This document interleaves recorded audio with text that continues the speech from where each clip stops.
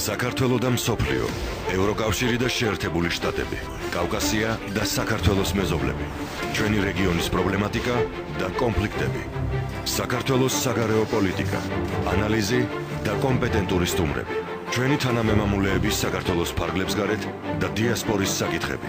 ვახო სანაიას გადაცემა საქართველო და მსოფლიო. საღამომშვიდობისა, მოგესალმებით, მე ვახო სანაია ვარ და ამ დროს ტრადიციულად 4 შაბათს 19 საათსა და 10 წუთზე წარმოგიდგენთ გადაცემა საქართველო და მსოფლიო. დღეს დღეს გთავაზობთ ინტერვიუს სტრატეგიულ გამოკვლევათა ცენტრის თანათავმჯდომარესთან, საგარეო საქმეთა ყოფილ მინისტრთან ირაკლი მენაღარიშვილთან. ჩვენ მას დღეს ვესაუბრეთ და ახლა ამ ინტერვიუს ჩანაწერს შემოგთავაზებთ. საქართველო-რუსეთის ურთიერთობა, აგვისტოს ომის გამოძიება, ლაფანყურის საკითხი, რკინიგზის აფხაზეთის მონაკვეთი, კანონი ოკუპირებული ტერიტორიების შესახებ და დაგეგმილი ცვლილებები ამ კანონში, პრემიერ-მინისტრის გამოსვლა ევროსაბჭოს საპარლამენტო ასამბლეაზე. ეს არის თემები, რომელზეც ჩვენ საგარეო საქმეთა ყოფილ მინისტრს ვესაუბრეთ და მისი საინტერესო მოსაზრებები დღეს მის საინტერესო მოსაზრებებს თქვენ ახლა რამდენიმე წამში მოისმენთ. ასევე გადაცემის დასკვნით ნაწილში, ბოლო ნაწილში ჩვენ გავაკეთებთ პირდაპირ ჩართვებს საქართველოს პარლამენტიდან. იქ დღეს 5 ქვეყანაში საქართველოს ელჩებს ამტკიცებენ და მოვისმენთ მათ მოსაზრებებს, რა გეგმებით მიემგზავრებიან იმ ქვეყნებში, სადაც ისინი ელჩებად იქნებიან დამტკიცებული. მაშასე ახლა კი ვიწყებთ, გთავაზობთ ინტერვიუს პირველ ნაწილს საქართველოს საგარეო საქმეთა ყოფილ მინისტრთან ირაკლი მენაღარიშვილთან ზემოთ უკვე ჩამოთვლილ საკითხებთან დაკავშირებით. მოგესალმებით ბატონ ირაკლი, დიდი მადლობა ინტერვიუსთვის. და ჩემი პირველი შეკითხვა ეხება თქვენს ხედვას, თქვენ როგორ ფიქრობთ, რა პერსპექტივა აქვს მოცემულ ეტაპზე რუსეთ-საქართველოს ურთიერთობას? რიტორიკა შეცვლილი აშკარად, გარკვეული ნაბიჯებიც იდგმება იმისთვის, რომ ურთიერთობები დათბეს. თქვენ რას ფიქრობთ, რამდენად პერსპექტიულია მოცემულ ეტაპზე ეს ყველაფერი? უპირველესად საჭიროა კარგად გავერკვეთ და შევტანხმდეთ ტერმინებში. ჩვენ საქართველოში ცოტა პრობლემა გვაქვს შესაძლოა, როგორც ახლა ხმარობთ ამ ტემის კომუნიკაციის. ეს პრობლემა ძირითადად მე როგორც ვატყობ და არა მარტო მე ხმარობს იმაში, რომ შეიძლება ქართველები სხვადასხვა ენაზე ვესაუბრებთ, ერთმანეთს გონია რომ ერთ ენაზე ვსაუბრობთ, ან ვსაუბრობთ სხვადასხვა ენაზე. ანუ ტერმინს რომელსაც ხმარობთ, ან რომელსაც უსჯელობთ, ერთი მხარედებს სხვა აზრს, მეორე მხარედებს სხვა აზრს. არა ერთხელ მედიაში ხაზგასვითაც კი ამბობენ ხოლმე, რომ აი დაიწყო რუსეთთან ურთიერთობის გაუმჯობესების პროცესი. ავტორი ეთყობა ის, ვინც ასე აყალიბებს აზრს, რომელსაც ამ სიტყვის ხორობს, ეთყობა ანგარიშს არ უწევს იმას, რომ გაუმჯობესება სრულიად კონკრეტული რამ არის და სრულიად არ შეესაბამება იმ რეალობას, რაც ჩვენსა და რუსეთის შორის ხდება. ეს პატარა შესავალი იმიტომ დამჭირდა, რომ ზოგჯერ შეიძლება დაგჭირდეს. აი რაც შეეხება იმ ტერმინს, რომელიც მე ვიხმარე, ურთიერთობის დათბობის მცდელობა. ეს არის რუსეთსა და საქართველოს გამიჭირდება, აი გავიზიარო აზრით შესახებ, რომ ის რაც დღეს ხდება ჩვენს ურთიერთობებში, თუმცა ეს რა თქმა უნდა პოზიტიური ნაბიჯები, ეს ნაბიჯები არის მდგომარეობის უარესიდან უკეთესისკენ მოძრაობა, დინამიკის ესე ვთქვათ ამსახველი, მაგრამ გამიჭირდება, რომ ამას დათბობა დავარქვა და აშენდა. რატომ? ჩვენი ორი ქვეყანა არის ომის მდგომარეობაში. ნე. ამაზე უარესი მდგომარეობა სახელმწიფოებს შორის ურთიერთობაში უბრალოდ წარმოუდგენელია. მადლობა ხოს დღეს ზარბაზნები არისთვის და საომარი მოქმედებები არ არის, მაგრამ ეს არ ნიშნავს იმას, რომ ჩვენ ამ ორი ქვეყნის ურთიერთობაში საუბარი შეიძლება თანამშრომლობის, მდგომარეობის გაუმჯობესების, დათბობის, ანუ აგრილების და ასე შემდგომ. ჩვენ ჯერ ამოცანა გვაქვს მოვახერხოთ იმ უღრმესი კრიზისის დაძლევა, რომელიც ჩვენ ურთიერთობებშია და ამისათვის საჭიროა უპირველეს ყოვლისა დავამთავროთ ომი. ომის დამთავრების ნიშანი ნიშნავს ორივე მხარის მიერ მისაღები მშვიდობის პირობებზე შეთანხმება. დოკუმენტურად? აბსოლუტურად სწორი ბრძანეთ. თქვენ კარგად იცით, რომ ომი არ არის დამთავრებული რუსეთსა და იაპონიას შორის. აი 4 პატარა კუნძულის, რომელიც შესახებ ჩვენ აქეთ ევრაზიის დასავლეთში ცოტა ისეთი წარმოდგენა გვაქვს, იცით რომ ამის გამო დიდი არა მარტო დიდი უნება და ღელვა, არამედ ამ ორ უზარმაზარ სახელმწიფოს შორის არის დღემდე ომის მდგომარეობა. ანუ ის ომი, რომელიც 45 წელს დასრულდა, ფორმალურად არ დასრულებულა ორ სახელმწიფოს შორის. ჩვენ საჭიროა მოუძებნოთ ის პირობები, რა პირობებზეც თანაარსებობა იქნება მისაღები საქართველოსა და რუსეთისათვის. აი აქ უკვე პრინციპული წინააღმდეგობაა და კიდევ მინდა კარგად გაიგოს ჩვენმა მსმენელმა იმას, ვისაც ჩვენ ახლა ვისაუბრებით, რომ ჩვენი ამოცანა როგორმე მივაღწიოთ ამას. გასაგები მიზეზების გამო ჩვენ ვცდილობთ, რომ ამაში აჩერება აქტიურად ჩაერთოს საერთაშორისო თანამეგობრობა, იმიტომ რომ რუსეთი დიდი სახელმწიფოა და ჩვენი ამ მასშტაბებში განსხვავების გამო მას უჭირს ასეთ პატარა სახელმწიფოსთან და მით უმეტეს თავის ყოფილ შემადგენელ ნაწილთან ფაქტიურად, ანუ თავის პროვინციასთან საუბარი ისეთი ტონით, როგორც ჩვეულებრივად, საუბარი მოქმედების შემდგომ მხარეები საუბრობენ ხოლმე. აი დღევანდელი სიტუაცია გვაჩვენებს, ესე იგი, თქვენი საუბრიდანაც ასე გამოდის, რომ ამ ომის დასრულებას კიდევ დიდი ხანი არ უჩანს პერსპექტივა, იმიტომ რომ დოკუმენტურად ვერაფერი ვერ გაფორმდება, საქართველოს ტერიტორიული მთლიანობა არის და იქნება ყველა ხელისუფლებისთვის უპირველესი საკითხი, ისევე როგორც არსებობს რუსეთის ინტერესები, რომ ის არაპირებს უკან წაიღოს აღიარება. ანუ ამ ჩიხური სიტუაციიდან რა გამოსავალი ჩანს დღეს? ხო. აი აქაც მოდი ეგებ დავაზუსტოთ, როცა ვსაუბრობთ გამოსავალზე, ჩვენ უნდა ვისაუბროთ იმ პერსპექტივაზე, რომელზეც ჩვენთვის მისაღები იქნება, რა იქნება მისაღები რუსეთისთვის, ანუ რუსეთმა უნდა ისაუბროს იმაზე, რა პერსპექტივა იქნება მისაღები მათთვის და მხოლოდ ამ შემთხვევაში შეიძლება ჩვენი, ასე ვთქვათ, სტრატეგიების გადაკვეთის წერტილი, ამ თანხმობის წერტილი მოიძებნოს. თუ ჩვენ ვსაუბრობთ იმაზე, რომ ომი უნდა დამთავრდეს ძალიან სწრაფად, თუ ვინმეს მაგათად ილუზია აქვს, შეიძლება ერთ-ორ წელიწადში, სამ წელიწადში დასრულდეს მაგალითად, რა თქმა უნდა ის თავს იტყუებს. ამიტომ ამ ტერმინის, ამ კონტექსტში და ამგვარად გამოყენება ასევე არ იქნებოდა კორექტული. ჩვენ უნდა ვისაუბროთ იმაზე, როგორ მოვაკერხოთ რუსეთთან ყველა შესაძლო მეთოდის გამოყენებით იმგვარი დიალოგის წარმართვა, რომელიც რუსეთს საერთაშორისო თანამეგობრობისას უნდა აქტიური მონაწილეობით და არწმუნებს იმაში, რომ რაღაც გარკვეული სტატუსი მისი ინტერესების შესაბამისი არ არის. კერძოდ ის რაც დღეს გვაქვს ჩვენ საქართველოს ტერიტორიაზე, ანუ ის რაც რუსეთმა ჩაიგენა 2008 წლის აგრესიის შემდეგ, ეს იყო ყველაზე უარესი და მე ვიტყვი უგუნური ნაბიჯი, რომელიც რუსეთს შეიძლება გადაეკრა. როდესაც მან ორი დამოუკიდებელი სახელმწიფოს შექმნა აღიარა საქართველოს ტერიტორიაზე. დღევანდელი რუსეთის ხელმძღვანელობის, რომელიც ფაქტიურად ავტორი და შემოქმედი გახდათ იმ 2008 წლის ომის, ხომ? ხელისუფლებაში ყოფნის პირობებში ამის გაკეთება ადვილი არ იქნება, ნამდვილად, ძალიან რბილად რო ვთქვათ, თუ საერთოდ არის შესაძლებელი, თუმცა გარდა უშუალო, ასე ვთქვათ, ფიგურებისა, პიროვნებებისა არსებობს საზოგადოება, არსებობს ელიტა, მათ შორის რუსეთშიც, ანუ არსებობს ხალხი, რომელსაც ქვეყნის ბედი, რომელთა მიერ ქვეყნის ბედი, მოიწოდა სხვაგვარად არის დანახული. აი თქვენ ალბათ ადევნებთ თვალყურს თუნდაც ზედაპირულად რუსეთში მიმდინარე პოლიტიკურ პროცესებს და ხედავთ, რომ ამგვარი კლასი არა მარტო ჩნდება და ძლიერდება რუსეთში, არამედ ის სულ უფრო ხმას იღებს და ხმამაღლა აცხადებს მიუღებლობას იმ რეალობისა, რომელიც რუსეთშია. მე ამ წუთში რუსეთის პოლიტიკურ კატაკლიზმებს კი არ გულისხმობ. უბრალოდ საზოგადოებამაც უნდა ალბათ რუსეთში თავის ხელმძღვანელობას გააგებინოს, რომ ის რაც მის სამხრეთ საზღვრებთან ხდება, რუსეთის ინტერესებს გასაგებია. ბატონო ირაკლი, აი ის რაც ახლა ხდება, რა ტერმინიც არ უნდა უწოდოთ, გარკვეული მოძრაობები არის ერთმანეთის მიმართულებით, ხო? ის რას ცვლის თელ ამ კონტექსტში? არაფერი. ჩვენ გვაქვს ოფიციალურად საერთაშორისო თანამეგობრობის მიერ აღიარებული და მათი მონაწილეობით შექმნილი ფორმატი რუსულ-ქართულ მოლაპარაკებებისა, იგულისხმება ჟენევის ფორმატი.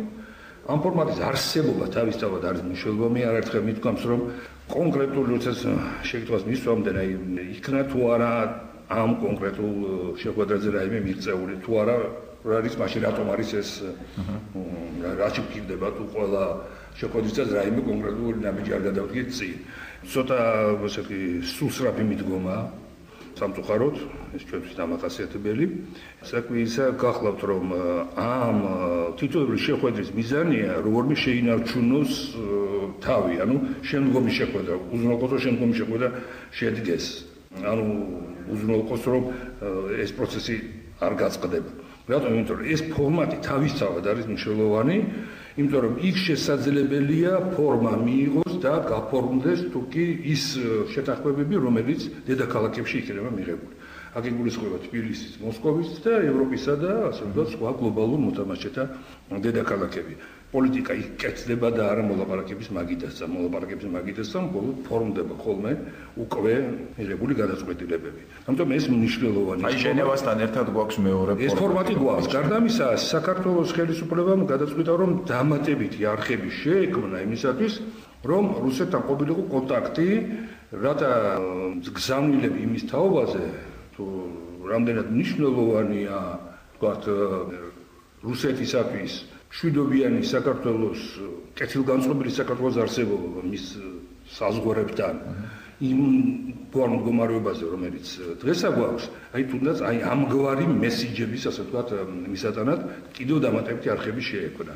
მე მიმაჩნია, რომ ეს სწორი მცდელობაა, სწორი სტრატეგია და პირველი, ასე ვთქვათ, პროექტი, მოდი ასე ვთქვათ, ამ სტრატეგიის მეტაკლები წარმატებით დაიწყო. ახლა მეტაკლებით იმიტომ, რომ ძნელი სათქმელია, მაგალითად როგორ დამთავრდება იგივე ღვინის და მის ეპოპეა, თუმცა მე იმედი მაქვს, რომ ის, ასე ვთქვათ, დამთავრდება პოზიტიურად. აქ ამ წუთში ღვინო არ არის მთავარი, ასე ვთქვათ, საგანი ჩვენი პოლიტიკური საქმიანობის. ეს არის უბრალოდ კიდევ ერთი სიმბოლო, რომელმაც ასევე უნდა შეუწყოს ხელი. საქართველო და მსოფლიო ვახო სანაიასთან ერთად. თქვენ ისმენთ ინტერვიუს საქართველოს საგარეო საქმეთა ყოფილ მინისტრთან, ამჟამად სტრატეგიულ გამოკვლევათა ცენტრის თანათავმჯდომარესთან ირაკლი მენაღარიშვილთან.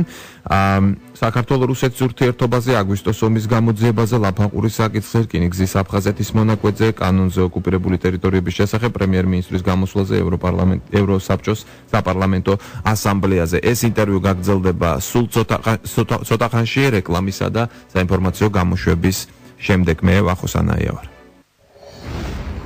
საქართველო და მსოფლიო ვახო სანაიასთან ერთად. მე ვახო სანაია ვარ და პირდაპირ ეთერში დაბრუნდა გადაცემა საქართველო და მსოფლიო. ამ ნაწილში ჩვენ ასე ვგთავაზობთ გაგრძელებას იმ ინტერვიუსში, რომელიც დაიწყო რამდენიმე წუთის წინ საქართველოს საგარეო საქმეთა ყოფილ მინისტრთან, ამჟამად სტრატეგიულ გამოკვლევათა ცენტრის თანათავმჯდომარესთან ირაკლი მენაღარიშვილთან. საუბრები უნდა გაგრძელდეს, თქვათ, ამოიწურა და ამოიწურება ალბათ ეს ღვინის საკითხი, მინერალური წყლების და ასე შემდეგ და ხარეები იმ ფორმატშიც მივლენ, ასე ვთქვათ, იმ წითელ ხაზებთან. შემდეგ რა იქნება? ხო, უპირველესად ყოველზე მოდი მოვჩქარდებით. საკითხების ამოწურვაზე მარტივი არ არის, ჩვენ გვაქვს ხოლმე კონსულტაციები იმაზე, თუ რა თემა შეიძლება წამოწიოს ქართულმა მხარემ, რა თემაზე შეიძლება რუსულ მხარის ინიციატივას უპასუხოს დადებითა და რაზე შეიკავოს თავი, მაგრამ ყველა ეს შეხვედრა საკმაოდ სერიოზული შიდა სამუშაოდ საფუძველზე ტარდება ხოლმე. ეს ასე არ არის ბატონი ზურაბი და ბატონი კარასინის შეთანხმდებიან, მოდი ჩავხვდეთ აქ და ჩავლენ და იქ იწყება უბრალოდ დიალოგი, არა.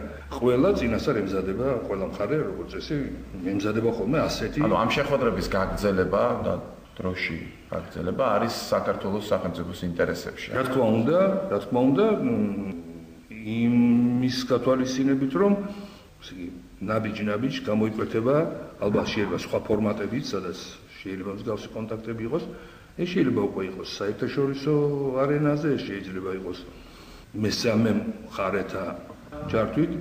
არც ერთმა ამ ფორმატმა არ შეიძლება უბრალოდ შეცვალოს ჟენევა, თუ ჟენევა ეს არის კონკრეტული ბიზნეს დიალოგის ფორმატი, მაგრამ ყველა მათგანმა უნდა ხელი შეუწყოს საერთო დინამიკის, ასე ვთქვათ, პროცესის ჩამოყალიბებას. აი ბატონო ირაკლი, აი ამ ასე არის დაახლოებით გაგებული ის, რაც დღეს ხდება. აი ამ კონტექსტში არის ბოდიში იმისთვის, რომ ცოტა უფრო კაფიოთ, უფრო ნათლად წარმოვიგინოთ, რასაც საუბრობთ. ჩვეულებრივად შედარება არის ხოლმე ალტერნატივებთან ზოგჯერ ჩვეულებრივად, არა მაგრამ ხშირად, სწორედ, ეფექტური. ამის ალტერნატივა გახლავთ ის, რასაც ჩვენ ვაკეთებდით წლების განმავლობაში, მინიმუმ 3-4 წელიწადი ომის შემდგომ, როცა ჩვენ გამოაცხადეთ, რომ კავკასიის ქედზე გადის ის საზღვარი, ბუნებრივ, რომელიც იქით არის ცარიელი სივრცე. ამგვარი ასე ვთქვათ კონტაქტის არარსებობა ნიშნავს რუსეთთან მუშაობის სტრატეგიის არარსებობას, ხოლო თუ იმედის რომ ეს დამოკიდებულება თავისთავად სტრატეგია, მაშინ ამ სტრატეგიის პერსპექტივას მე სიმართლე ვერც მაშინ ხედავდი და ერთხელ მithქვია რომ ასე გაგზელება არ შეიძლება საჭირო რაღაცა ვიფიქროთ რა ვქნათ და კარგია რომ ეს საქმე მკვდარი წერტილიდან დაიძრა. ხოშბოს მე ასე ვთვლი. თქვენ ხედავთ ამ ნაბიჯებს როგორც ერთი დიდი სტრატეგიის ნაბიჯს თუ ეს არის ასე ვთქვათ რაღაც მოკლე დროზე აი ახლა გათვლილი ნაბიჯები. კი ბატონო, ძალიან კარგი და სწორი შეკითხვაა ამის თაობაზეც რამოდენიმეჯერ ყოფილა საუბარი, თუმცა რეაქცია სხვადასხვაგვარი იყო, შემთხვევით უმრავლესობაში ჩემი თანამოსაუბრენი მხრებში ჩიჩევდნენ ხოლმე მეტყობა ვერ ვაგებინებდი ალბათ იმას რაც ისიც თქვას მინდოდა. ასეთი სტრატეგიის არსებობა არის ძალიან მნიშვნელოვანი. ეს სტრატეგია არ შეიძლება გაჩნდეს თავისთავად, მას სჭირდება სერიოზული კონებრივი სამუშაოს გაწევა, მაგრამ მინდა ასეთი სტრატეგია არ არსებობდა დღემდე და დღესაც არ არსებობს. დღეს არსებობს მხოლოდ გაგება იმის, რომ ამგვარი სტრატეგიისკენ სულა მხოლოდ ასე ვთქვათ, ამ კონტაქტები, დამატებით ინფორმაციის მიღებით, სიტუაციის ყოველდღიური ანალიზით და ახალი მიდგომების ძიებით შეიძლება, აი ამას ვხედავ მე და ეს არის რაც ვთქვათ, ჩემი ოპტიმიზმის რაღაც გარკვეულ იმპულსს მაძლევს. როგორი ურთიერთობა უნდა გქონდეს რუსეთთან, ეს ჯერ კიდევ დასაწყებია. არა, როგორი უნდა გქონდეს და როგორ წარმოგვიდგენია ჩვენ ნორმალური ურთიერთობა დღევანდელი საერთაშორისო გლობალური კონტექსტიდან გამომდინარე, არ არის რთული წარმოსახველი. არა, კონკრეტული ნაბიჯები ასე. ხო, აიცით, რა მიმართულებით უნდა ვიმუშაოთ, კიდევ რამდენი, ასე ვთქვა, ასეთი დამატებითი ან საჭირო არხი იქნება გასაჭრელი და შემდგომ ეს ყველაფერი ერთ სტრატეგიაში გააზრებული, ჯერაც არ არის. ჯერ მხოლოდ აი ესეთი ცალკეული მიმართულებით მუშაობა და კონტაქტებია და მე იმედი მინდა გამოთქვა რომ ბოლოს ეს მიიღებს ამგვარი სტრატეგიის სახეს. მინდა გადავიდე ომის თემაზე. საზოგადოებაში ბევრი საუბარია ბოლო პერიოდის განმავლობაში და დაიწყოს თუ არა აგვისტოს ომის გამოძიება ხელახლა. თუმცა არ მომხდარა ამ ომის გამოძიება, თავიდან ბოლომდე იყო კომისიის დასკვნა და იყო ტალიავილის კომისიის დასკვნა, იყო საქართველოს პარლამენტში შექმნილი დროებითი კომისიის დასკვნა. რასაც ქვია ერთი პროცესი, რომელიც შესაძლოა საზოგადოებაში. რასაც ქვია გამოძიება, ეს არ მომხდარა, ესენი იყო უბრალოდ დასკვნები. აი თქვენ რას ფიქრობთ, უნდა მოხდეს თუ არა ამ ომის გამოძიება? ორი საკითხია აქ, ერთი რომ სამართლებრივი გამოძიება და მეორე პოლიტიკური შეფასება უნდა მოხდეს თუ არა თავიდან ამ ყველაფრის. მე ასე ვიტყოდი რომ პასუხი უნდა გაიცეს ყველა შეკითხვას, რომელიც უპასუხოდ დარჩა დღემდე იმ მოვლენებთან დაკავშირებით, რომელიც 2008 წელს გახდა ამ უმძიმესი სიტუაციის შექმნის მიზეზი საქართველოში. ასეთი შეკითხვები არსებობს და სხვადასხვა ლეგალურადაც არსებობს, არა მხოლოდ ასე ვთქვათ საზოგადოებრივ დონეზე. აი რა არის ეს შეკითხვა თქვენთვის პირადად? გეტყვით ხო? ჯერ მოდი იმ ლეგალურ ელემენტს შევხვდეთ და როდესაც მაგალითად ხალბადონ თია ზოგიერთ საკრიტიკებენ, როცა იგი ამოწევს ჩვენი ვალდებულება არის, მეტყობა ის კრიტიკოსებს შეიძლება მეშლება, მაგრამ მე მეჩვენება რომ კარგად არ აქვს აღმოჩენილი რას გულისხმობდა ხალბადონ თია. ჩვენ გვაქვს საერთაშორისო ვალდებულება დავასრულოთ ის პროცესი, რომელიც დაიწყო სხვადასხვა საქართველოს პროკურატურამ 2008 წელს. ეს საქმე უნდა იქნეს დასრულებული და იქ უნდა ასე ვთქვათ პასუხი გაიცეს უმთავრეს შეკითხვას. ეს არის საერთაშორისო სისხლის სამართლის სასამართლოს ომის დანაშაულებებს კონკრეტულად. აი გამოძიების საკითხების თაობაზე. შესაძლებელი გახდება რაღაცის გარკვევა უნდა ეს ითქვას. თუ კი შეუძლებელი გახდება, მაშინ ეს უნდა ითქვას და შესაბამისად შესაბამისი წინადადებები წარედგინოს ამ ინსტანციას. ახლა მე უფრო შორს ვერ წავალ, იმიტომ ეს არ არის ჩემი პროფესიული თემა, მაგრამ ეს საკითხი დასასრულებელია. მეორე საკითხი ნაკრები, რომელიც ეხება მაგალითად აი ასე დავარქმევი ამას ამ საკითხების ჯგუფს. შეიძლებოდა თუ არა იმ მოვლენათა თავიდან იმგვარი განვითარების თავიდან აცილება და ყველაფერი გაკეთდა თუ არა იმისათვის რომ ამგვარი განვითარება არ ყოფილიყო. საზოგადოებაში როგორც ვთქვი, არსებობს ეჭვი იმის შესახებ, რომ ის გაცხადებები, რომელიც ომის შემდგომ კეთდებოდა ამ თემაზე, არ არის დამაჯერებელი. ის საჭირო არის ამისათვის შესაბამისი მასალის მოძიება და ამ კითხვაზე პასუხის გაცემა. თავისი საკითხები აქვს სამხედრო უწყებას. ამის შესახებად უმაღლესანია, მაგრამ ერთხელ განაცხადა, მან უნდა დააზრუნოს თავისი პროცესი და ბოლოს და ბოლოს უნდა თქვას, გარდა იმ ასპექტებისა და შემთხვევებისა, როდესაც გამოვლინდა მაგალითად მომზადების, მომარაგების ორგანიზაციის საბრძოლო მოქმედება და დაგეგმვის და წარმართვის თუ ნებისმიერი სხვა საკითხში ხარვეზი კიდევ სად იყო ასეთი ხარვეზი. იმისათვის რომ მომავალში თუ კი საქართველოს მოუხდა თავდაცვა აგრესიისაგან ამგვარი ხარვეზი. მაგრამ ეს არის შიდა უწყებრივი გამოძიების საკითხი. ეს ყველაფერი ერთად ასე ვთქვათ არის კითხვათა ნაკრები, რომელსაც პასუხი უნდა გაეცეს. ჩვენთან ეს თემა სამწუხაროდ შიდა პოლიტიკური, მოდით ვთქვათ, დისპუტის თემად იქცა და იმ წუთში, ასე ვთქვათ, მე ვიტყოდი, სიმართლისკენ მიმოვალი გზა გაიგუნა. იმ წუთში დაიწყო საუბარი იმაზე, მოყვება თუ არა ამ გამოძიებას, ქვეყნის ავტორიტეტის შელახვა, არის თუ არა სწორი რომ ჩვენ ქვეყანას აპრიორული ვაბრალებ ომის დაწყებას და შემდგომით ეს ფრაზები რომელიც საინფორმაციო სივრცეში ჩვენთან საკმარისად უკონტროლოდ და ძალიან შეათ უპასუხისმგებლოდ ასე ვთქვათ ისმის და ტრიალებს ხოლმე მინდა ჩემი მოსაზრება მოგახსენოთ მიზანი ჩვენი არის გავერკვეთ ყველა იმ ხარვეში რომელიც სახელმწიფოს ფუნქციონირების თელს მექანიზმს ჰქონდა იმ წლებში, რათა მსგავსი რამ აღარ გამეორდეს მაშინ, როდესაც შეიძლება და შეიძლება ქვეყანას კვლავ დაიმუქროს მსგავსი საშუალება. მაგრამ იყო პრემიერ-მინისტრის განცხადება, შემდეგ მან გააკეთა დაზუსტება და განმარტება, მაგრამ ითქვა ის, რომ საქართველოს შეიარაღებული ძალები ჩაერთვენ ამ ყველაფერში მანამ, ვიდრე რუსეთის არმია გადმოგ შეიარაღებული ძალები გადმოკვეთა საქართველოს საზღვრებს. ეს შემდეგ რუსულმა მედიამ აიტაცა, რომ საქართველოს მცნო თავისი დამნაშავეობა ომის დაწყებაში, შემდეგ სხვადასხვა მედია საშუალებებში, არა მარტო რუსეთში, სხვა საშუალებებში დიახ. რამდენად გამართლებულია ასეთი განცხადებების გაკეთება? ახლა ის სრულად ნათელია, რომ როდესაც ასე მზნობიარე თემას ეხები, ბევრად უფრო დაფიქრებულად უნდა, ასე ვთქვათ, ჩამოაყალიბოს სათქმელი, რათა შემდგომ არც ნათქვამის უარყოფა გახდეს საჭირო და მით უმეტეს არ მისცე არაკეთილ განწყობილ ძალებს შენი პოზიციის არასწორი და მეტად თავისუფალი ინტერპრეტაციის საშუალება. რა თქმა უნდა, ასეთ, ასე ვთქვათ, კაზუსებს მაქსიმალურად უნდა არიდოს თავი ყველა რიგითი მოქალაქეების შორის განსაკუთრებით მაღალია აქ ასე ვთქვათ ეს თამასა მაღალი რანგის პოლიტიკოსებისთვის მით უმეტეს სახელმწიფოს და მთავრობის ხელმძღვანელებისთვის.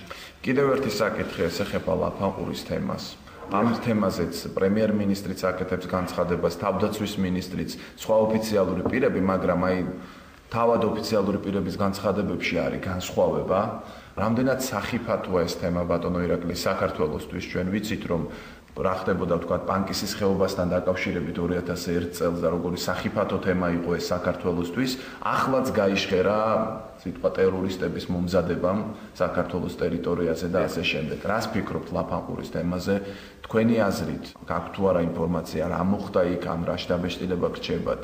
რა შეიძლება მომხდარიყო ლაფანყურში და დღეს როგორ უნდა წარიმართოს ეს პროცესი საქართველოს ხელისუფლების მიერ?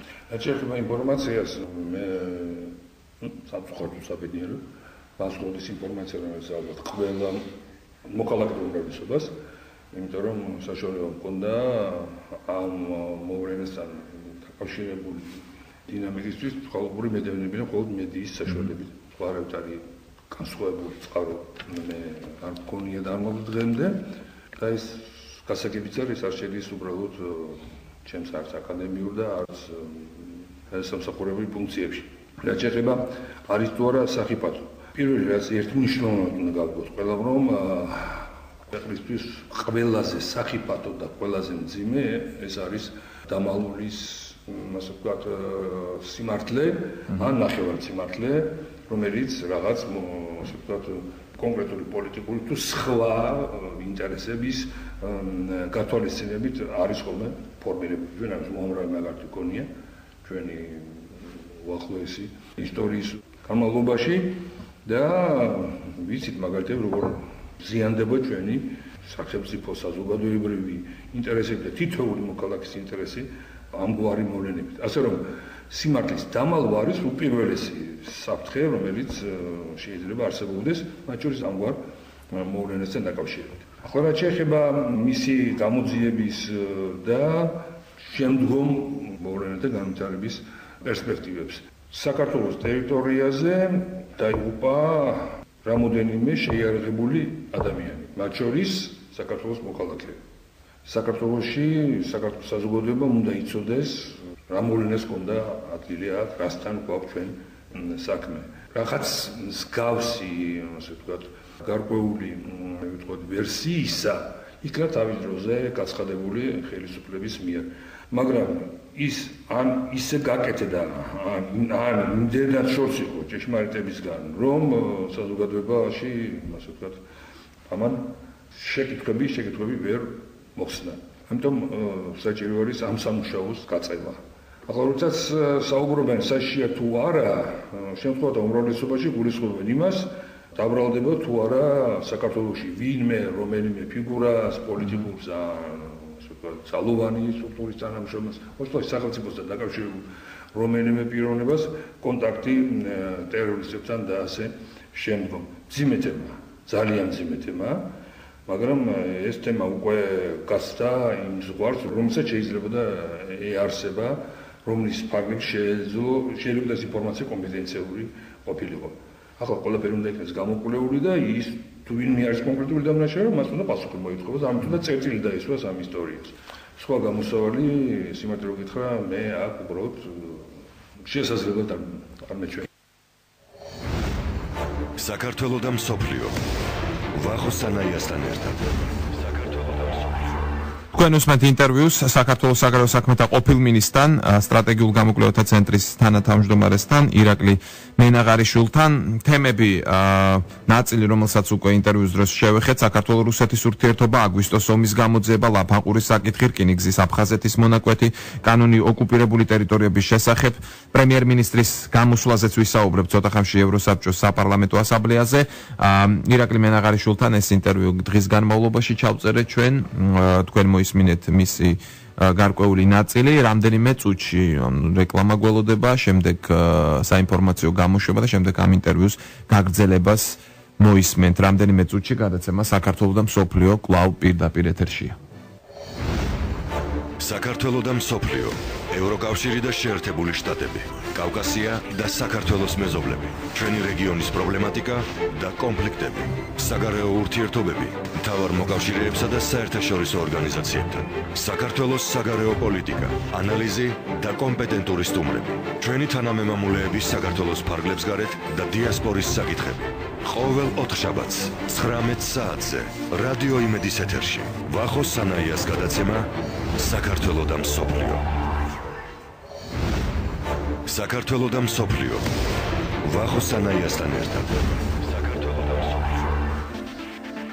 მოგესალმებით კიდევ ერთხელ რეკლამისა და საინფორმაციო გამოშვების შემდეგ გადაცემა საქართველო და მსოფლიო დაბრუნდა პირდაპირ ეთერში. მე ვახო სანაია ვარ და გთავაზობთ ინტერვიუს გაგრძელებას საქართველოს საგარეო საქმეთა ყოფილ მინისტრთან ირაკლი მენაღარიშვილთან. კიდევ ერთ თემას მინდა შევეხოთ ჩვენ დიალოგის დროს. ეს არის რკინიგზის აფხაზეთის მონაკვეთის შესაძლო აღდგენა. თქვენი აზრით, რამდენად პერსპექტიულია ეს ყველაფერი და შედის თუ არა რამენაირად ეს საქართველოს სახელმწიფო ინტერესებში? აქაც უნდა დავაზუსტოთ, რას გულისხმობ პერსპექტივაში. ახსნის პერსპექტივა. არა, პერსპექტივაში დროის რა, რამდენად შორს ვიყურებით. მოკლედ და საშუალოვადი ამ პერსპექტივაში მე ასეთ პერსპექტივას ვერ ვხედავ, იმიტომ რომ ეს რკინიგზა არ გახლავთ, მხოლოდ სატრანსპორტო კომუნიკაციის ინფრასტრუქტურული ელემენტი. მას აქვს ბევრად უფრო მეტი პოლიტიკური, თუმცა გეოპოლიტიკური უსაფრთხოების თვალსაზრისით დატვირთვა და რკინიგზის ამონაკვეთთან დაკავშირებით თავს იყრის ინტერესი უამრავი მხარის, არა მხოლოდ საქართველოსი და აფხაზეთის ან აფხაზი მოსახლეობის. ამიტომ ამ მრავალუცნობიან გამოცანას ისე შეიძლება გადაწყვეტა, რომ საბოლოოდ ჩვენ მხოლოდ სიკეთე მივიღოთ სახელმწიფოსთვის. როგორც ეთყობა, ამგვარი გადაწყვეტა უახლოეს წლებში ამ საკითხს ალბათ არ ექნება. ხოლო რა თუ კი პერსპექტივაში გულისხმობთ საერთოდ ამ ხაზის ფუნქციონირებას მე ეჭვმეპარება რომ ჩვენი ქვეყნის ტერიტორიული მთლიანობა წავდგება და ეს კინეზაცი ფუნქციონირებს და ის სიკეთეს მოუტანს აფხაზეთის მოსახლეობასაც და მთლიანად საქართველოსაც. მაგრამ კონკრეტული ვადის დასახელება თუ როდის გახდება შესაძლებელი დღეს ალბათ არავის არ შეუძლია, იმიტომ რომ ეს აქ მოგახსენეთ უამრავ სხვა ფაქტორთან არის დაკავშირებული. პრაქტიკულად ყველა ჩვენი მეზობლის ინტერესი, არაფერი აფხაზეთის მოსახლეობის, დღევანდელი მოსახლეობის, თუმცა არა მხოლოდ დღევანდელი, მათიც, ვინც გამოდენილი თავიზოზე აფხაზიდან, ინტერესები ისე როგორც უნებრივია თვით საქართველოს ინტერესები, აქ ძალიან მჭიდროდ არის ერთმანეთთან გადაჯაჭვული, ამიტომ ამგვარ საკითხებს მარტივი და მოკლე პასუხები როგორც წესი არ აქვს ხოლმე. ეს ძალიან კარგად ისმის საქართველოს მოქმედ მთავრობასაც ბატონო ირაკლი, მაგრამ რატომ გაიხსნა თქვენი აზრით ეს თემა და პერიოდულად რატომ მიდის ამაზე საუბარი ხელისუფლების წარმომადგენლების მხრიდან? ხო, იცი რა, მე გამიჭირდება ახლა ზუსტად გავყვე ასე ვთქვათ რეტროსპექტიულად ამ თემის წარმოშობის და ასე ვთქვათ განვითარების მთელ გზას,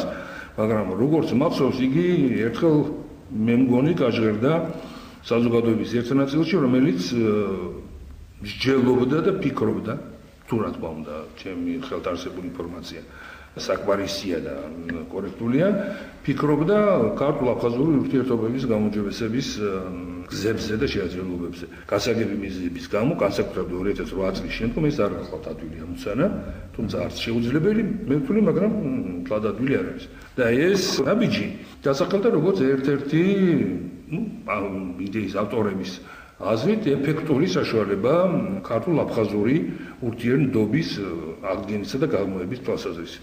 ასეთი მოსაზრებები ძალიან ხშირად ისმის განსაკუთრებით არასამთავრობო საექსპერტო საზოგადოებიდან ეს ბუნებრივი, ჩვეულებრივი პროცესი გახლავთ. აი ახლა ცოტა ხნის წინ სერიოზული მithქვა-მოთქვა გამოიწვია ბატონი პოლ გობლის, რომელიც სულაც არ გახლავთ არასამთავრობო კვლევითი დაწესებულების თანამშრომელი მხოლოდ იდეამ იმის შესახებ, რომ საქართველოს უნდა ცნოს აფხაზეთი და სამხრეთ ოსეთი დიპლომატიურ ურთიერთობებს დაამყაროს მასთან და აი ეს არის სტრატეგია, რომელმაც შეიძლება კავკასიაში მშვიდობამდე მიგვიყვანოს. მსგავსი ექსტრავაგანტური, ესე ვთქვათ, იდეები ბუდამ იქნება. უბრალოდ ისინი არ უნდა იქცეს პოლიტიკური სპეკულაციის და მით უმეტეს პოლიტიკური ფარიკაობის თემებად. ჩვენთან სამწუხაროდ ასე მოხდა, რომ ეს სწორედ ამგვარ ფენომენში გადაიზარდა, თუმცა მე ვთვლი, რომ ამის საფუძველი თითქმის არ არსებობდა. თუ რა თქმა უნდა, მხედველობაში არ გვექნება, შეიძლება ზოგიერთი პირის ნაკლები ინფორმირებულობა საკითხთა იმ სირთულეში და წრეში, რომელიც ამ თემას ეხება და თუ მხედველობაში რა თქმა უნდა არ მივიღებთ იმას, რომ რა თქმა უნდა არსებობს დაინტერესებული მხარე, რომელსაც აინტერესებს ქვეყანაში ერთსულოვნება, რაც შეიძლება ნაკლები იყოს. კიდევ ერთი საკითხი, რომელსაც მაინტერესებს თქვენი მოსაზრება, ეს არის კანონი ოკუპირებული ტერიტორიების შესახებ, ცვლილებები ამ კანონში. რა შეფასებას მისცემთ? თქვენი აზრით, რატომ შევიდა ეს ცვლილებები კანონში და რას ემსახურებთ? ხო, რამდენადაც ჩემთვის ცნობილია საუბარი არის იმაზე, რომ კანონის მოქმედებამ ხელი არ შეუშალოს უფრო მოქნილი პოლიტიკის გატარებას ამ ტერიტორიების მიმართ, ისე საქართველოს ხელისუფლების და მისი საერთაშორისო პარტნიორების მხრიდან. მე გამიჭირდება დღეს უფრო ესეთი კვეთრი შეფასების გაკეთება. შეიძლება, ასე ვთქვათ, იმ წინადადებებს, რომელიც დღეს იხილება, კრიტიკოსი ბევრი ყავდეს, ყველა ეს კრიტიკული მოსაზრება გასათვალისწინებელია და იმ შემთხვევაშიც კი თუ ნაბიჯი უკვე გადავდგით და დავინახეთ, რომ შეგვეშალა საჭიროა, ასე ვთქვათ, ეს შეცდომა გამოასწოროთ, მაგრამ რაიმე ბოროტ განზრახვას აქვს, რა თქმა უნდა. აი მაგალითად თუ კი ადამიანი ქსოვილზე გადმოლახავს საზღვარს და შემდეგ აღმოჩნდება საქართველოს ტერიტორიაზე, ოდესმე აქამ გათვალისწინებული იყო პატიმრობა. აი მაგალითად უმცირესობა ამბობს, რომ ეს აძლევს შესაძლებლობას რუსეთის მოქალაქეებს მაგალითად რამდენჯერაც უნდათ იმდენჯერ გამოიჩინონ უპატივცემულობა მაგალითად საქართველოს ტერიტორიული მთლიანობის მიმართ. მათ შეუძლიათ გადმოკვეთონ საზღვარი, შემდეგ აღმოჩნდებიან საქართველოში უბრალოდ გადაიხდიან რამდენიმე ასეულ მარს. ეს არის ადმინისტრაციული ჯარიმა, ადმინისტრაციულ გაზდის შემდეგ ვადა და ანუ ეს შეუძლია რამდენჯერმე გააკეთოს ადამიანმა. ანუ რისთვის აკეთებს, რისთვის შეაქვს საქართველოს ახალ მთავრობას ეს ცვლილებები ამ პროექტში თქვენი აზრით? მე მთავრობის მოსაზრებების კომენტირების ფუნქცია არ მაქვს, ამიტომ ვერ გეტყვი, ვინას ფიქრობდა მთავრობაში ამ საკითხის განხილვის დროს. როგორც ჩემს მოგახსენეთ, იმიტომ რომ ვიცი აი ამ იდეის შესახებ, მათ შორის პრესიდან და არა ექსპერტთა, ასე ვთქვათ, შემადგენლობაში მისი საუბრის ამ საკითხზე საუბრის შედეგად. როგორც ჩემთვის ცნობილია, ჩანაფიქრი იყო ის, რომელიც მე მოგახსენეთ. თუ ეს ჩანაფიქრი არ რეალიზდება, მაგრამ დამატებით სიტუაციებში, მაშინ ამ საკითხს გადახედოს, სულაც არ უნდა იყოს რაიმე პრობლემა. ხოლო ის რაც თქვენ ბრძანეთ, აქ მოდი რეალისტები ვიყოთ რა. რუსეთიდან ის, ვისაც რუსეთი თუ ის საჭიროდ აკაზეთი ჩავიდეს საქართველოს ჩამოვიდეს, რამდენჯერაც უნდა და როცა უნდა, ამას დღესაც ახერხებს. მაგრამ აი სოჭის ოლიმპიადის დროს ბატონო. კიდევ ერთხელ ამას დღესაც ახერხებს და გააკეთებენ იმდენჯერ, რამდენჯერაც დასჭირდებათ. იმიტომ რომ პრობლემა უცხოური პასპორტის აღების შეიძლება რიგითი რუსი მოქალაქისთვის არსებობს, მაგრამ თუკი მირმია დაინტერესებული შესაბამის სამსახურებში რუსეთის, გასაგებია რომ ის თქვენ სულიად სუფთა პასპორტით საზღვრის საკონტროლო გამშვებ პუნქტზე წარმოგიდგებათ ერთი და იგივე ფიგურა თუ უნებათ კვირაში 5-ჯერ. კი, მაგრამ აი ვთქვათ სოჭის ოლიმპიადის დროს თავს თუ მოვიტყუებთ რა. ამიტომ მეტისმეტად ლეგალისტური მიდგომა ზოგჯერ საწინააღმდეგო შედეგებს ხო უნდა კარგად დავფიქრდეთ, ვახერხებთ თუ არა. ჩვენ ფილტრი გვჭირდება იმისათვის, რომ ადამიანები მივაჩვიოთ პატრიოტიზმს ჩვენს სუვერენიტეტს, ხო? ეს იყო მიზანი ამ კანონის შემოღებისა. აი ეს ცვლილებებზე, ანუ ცვლილებებს ეხებოდა ჩემი შეკითხვა, ხო? აი სოჭის ოლიმპიადის დროს მაგალითად ის ვინც ვერ იშოვის სოჭის სასტუმროს, გადმოვა და დარჩება ვთქვათ გაგრაში, ხო? ეს ნიშნავს საქართველოს ტერიტორიული მთლიანობის სადმი უპატივცემულობას. და შემდეგ შესაბამისად, ის კანონს დაარღვევს, შემდგომ იგი ივლისს სოჭი გაგრის ან სოჭის ოხუმის მარშრუტზე რამდენჯერაც უნდა დაბრუნდება შემდგომ რუსეთში და სულ მალე ლარსიდან ახალი წინცხალი პასპორტით გამოგეცხადება საზღვარზე. რაზეც ამკითხავ. ამიტომ ცოტა პრაგმატულებიც უნდა ვიყოთ და ჩვენი ცდელობა რაღაცისგან ეფექტი, რეალური ეფექტი მივიღოთ კეთილგონიერების საზღვარზე არ უნდა გაქცევას. ამიტომ აქ არ არის მე ვფიქრობ ძირითადი პრობლემა. ძირითადი პრობლემა არის ის, რომ ჩვენ შევძლოთ როგორმე და თუ კანონში ცვლილებებია საჭიროა ამ გზითაც კიდევ ერთხელ ეს არ არის რაღაცეთი საკრალური რამ, რომელიც ხელისხლება არ შეიძლება, რომ მივახციოთ იმას, რომ არაქართველი ადამიანები, ანუ საქართველოს არამოქალაქენი მიეჩვენენ ჩვენი საზღვრების პატრიოტიზმს. მოდით ვფიქროთ ამაზე და გავაკეთოთ ყველაფერი ამისათვის. კიდევ ერთხელ მინდა მოგახსენოთ, თუ კი ეს ცვლილებები, რომელიც ახლა ინიცირებულია ამისას ვერ აღწევს, მაშინ მისადმი საკუთარ კრიტიკულ უნდა ვიყოთ და საჭიროების შემთხვევაში არც დამატებით ცვლილებებისგან უნდა შევიკავოთ თავი.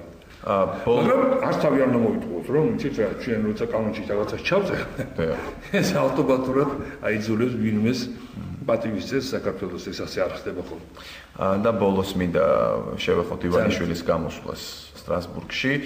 ბევრი მისი კრიტიკოსი ამბობს, რომ ის უფრო მკვეთრი უნდა ყოფილიყო, მაგალითად ეთნიკურ წმენდასთან დაკავშირებით უფრო მკაფიოდ უნდა ეთქვა.